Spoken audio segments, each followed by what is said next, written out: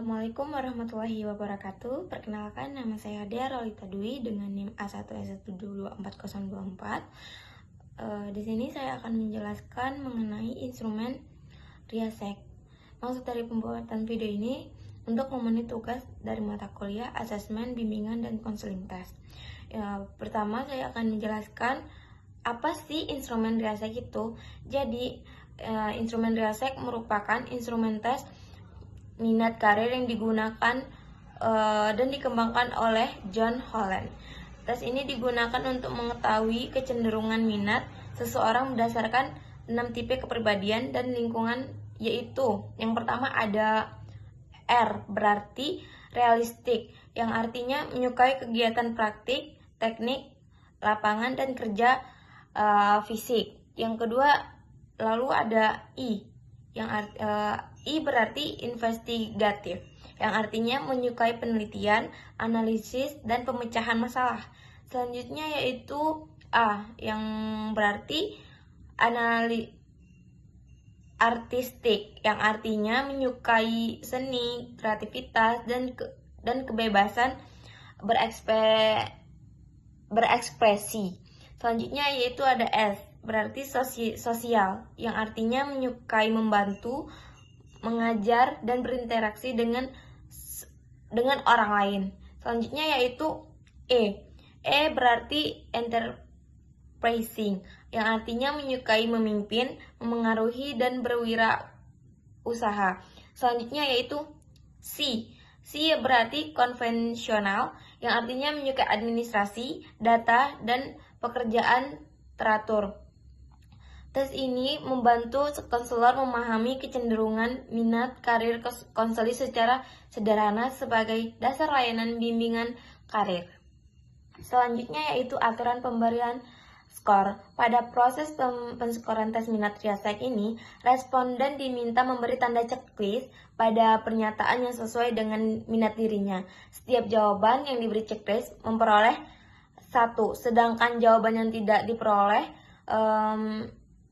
yang tidak dicentang memperoleh 0, skor 0. Setelah semua jawaban diberi skor, hasil kemudian dikelompokkan ke dalam 6 tipe kepribadian Riasek, yaitu realistik, investigatif, artistik, sosial, enterprising, dan konvensional. Selanjutnya dilakukan penghitungan total skor pada masing-masing kategori untuk mengetahui kecenderungan minat responden. Kategori dengan skor tertinggi menunjukkan tipe minat yang paling dominan pada diri responden.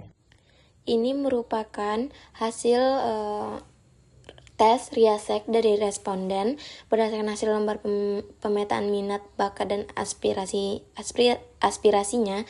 Terlihat bahwa siswa memiliki kecenderungan minat yang cukup beragam. Dari jumlah total skor pada 6 kategori, kategori nomor 4 dan 6 memperoleh skor tertinggi, yaitu 7. Kemudian diikuti kategori nomor 2 dan 5 dengan skor 6, sedangkan kategori nomor 1 dan 3 memperoleh skor 5.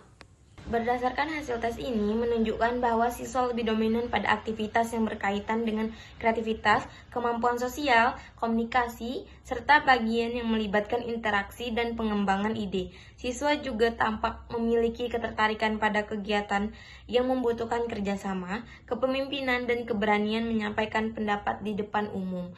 Selain itu, siswa menunjukkan minat yang cukup baik dalam bidang berpikir praktis dan akademik, seperti menghitung, mengerjakan soal, maupun mencari tahu hal baru. Hal tersebut menandakan adanya potensi untuk berkembang baik dalam bidang akademik maupun non-akademik. Secara umum, hasil ini dapat menjadi gambaran awal bahwa siswa memiliki potensi pada bidang yang membutuhkan kreativitas, komunikasi, dan kemampuan berinteraksi dengan orang lain. Namun, interpretasi ini masih bersifat awal dan perlu didukung dengan observasi lanjutan, wawancara, serta kejujuran responden saat mengisi instrumen agar hasil yang diperoleh lebih akurat. Oke, selanjutnya itu keterbatasan dari tes Riasek. Yang pertama yaitu ada bergantung pada kejujuran responden. Yang kedua yaitu minat dapat berubah seiring waktu. Ketiga, tidak mengukur seluruh aspek kemampuan. Keempat, dimengaruhi lingkungan dan suasana saat tes. Yang kelima, yaitu hasil perlu didukung data lain. Seperti interpretasi tes sebaiknya tidak dijadikan satu-satunya dasar dalam menentukan jurusan atau karir. Hasil ini masih perlu dipadukan dengan wawancara, observasi, serta data akademik siswa. Kalau sebelumnya ada keterbatasan, selanjutnya yaitu ada resiko kesalahan dari tes Riasek. Yang pertama yaitu kesalahan pengisian jawabannya. Misalnya, responden dapat salah memberi centang, kurang memahami pernyataan, atau menjawab secara terburu-buru. Yang kedua yaitu kesalahan dari scoring. Perhitungan jumlah skor pada setiap kategori Riasek dapat terjadi kekeliruan apabila dilakukan secara manual. Selanjutnya yang ketiga yaitu ada bias interpretasi. Maksudnya yaitu penafsiran hasil yang terlalu subjektif dari tester dapat menyebabkan kesimpulan yang kurang tepat. Selanjutnya yaitu ada respon sosial yang diinginkan. Beberapa siswa mungkin memilih jawaban yang dianggap baik yang dianggap baik oleh lingkungan, bukan yang benar-benar sesuai dengan dirinya. Jadi jawaban dari siswa ini tidak sesuai seperti apa yang sebenarnya terjadi, tapi dia memilih yang menurut dia baik. Melalui dari kegiatan ini, saya memahami bahwa setiap individu itu memiliki minat, bakat, dan kepribadian yang berbeda-beda. Tes Riasek juga membantu seseorang untuk mengenali dirinya jauh lebih dalam lagi, memahami bidang yang individu itu sukai, aktivitas yang membuat individu itu merasa nyaman dan termotivasi. Saya juga menyadari bahwa setiap kejujuran dalam mengisi instrumen ini sangat penting agar hasilnya tuh lebih relevan dan lebih pasti, karena sesuai dengan apa yang benar-benar terjadi. Selain itu, pelaksanaan tes ini memberikan pemahaman bahwa pemilihan jurusan maupun karir sebaiknya disesuaikan dengan minat dan potensi yang dimiliki individu itu sendiri. Karena kalau tidak sesuai dengan minat sesuai seseorang itu, individu akan menjalaninya berat karena tidak sesuai dengan fashionnya sendiri. Lalu dari kegiatan ini saya belajar bahwa tes psikologis khususnya Riasek dapat menjadi salah satu alat bantu dalam proses perencanaan masa depan. Namun hasil tes tidak dapat dijadikan satu-satunya acuan karena masih perlu dari dukungan observasi. Belum pasti kalau hanya lewat dari tes instrumen Riasek saja. Masih bisa kita coba dengan berbagai macam cara lagi untuk lebih memastikannya lagi.